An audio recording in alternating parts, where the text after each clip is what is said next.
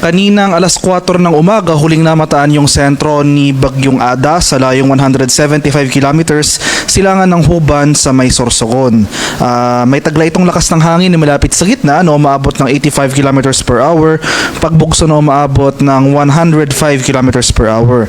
Sa kasalukuyan, gumagalaw ito west-northwestward sa bilis na 20 kilometers per hour.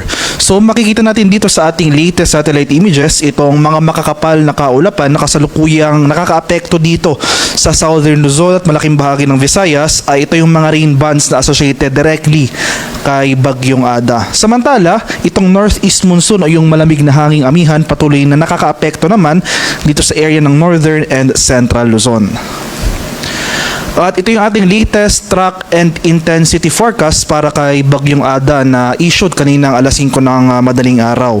So makikita natin dito sa ating track forecast, magpapatuloy yung generally west-northwestward na paggalaw ni Bagyong Ada simula ngayong araw hanggang bukas araw ng linggo. So Sunday onwards ay makiiba na yung direksyon na tatahakin ng nasabing bagyo. Magsisimula na yung recurving pattern nito, magiging generally northward na yung paggalaw up until sa araw ng Tuesday next week. So from today until tomorrow magpapatuloy yung west-northwestward. So starting sa araw ng Sunday ay generally northward and then northeastward yung paggalaw. So magre-recurve yung direction ni Ada. So kumbaga lilihis ito papalayo sa ating bansa. So sa ngayon mapapanatili nito ang tropical storm category habang binabaybay itong Philippine Sea o itong karagatan sa silangang bahagi ng ating bansa. Pero habang binabaybay nito ang karagatan, hindi natin naalis yung posibilidad ng further intensification into a severe tropical storm.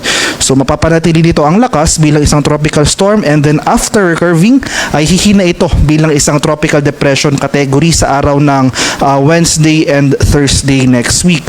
So for now, inaasahan pa rin natin na ngayong hapon hanggang bukas ng gabi ang close approach o yung bahagyang paglapit ng sentro ni Bagyong Ada dito sa area ng Catanduanes. Pero kung magkaroon man tayo ng significant changes sa ating track, for example, yung further westward shift ng ating track, ay hindi natin inaalis yung posibilidad ng landfall o yung direktang pagtama ng sentro ni Bagyong Ada anywhere along Bicol region.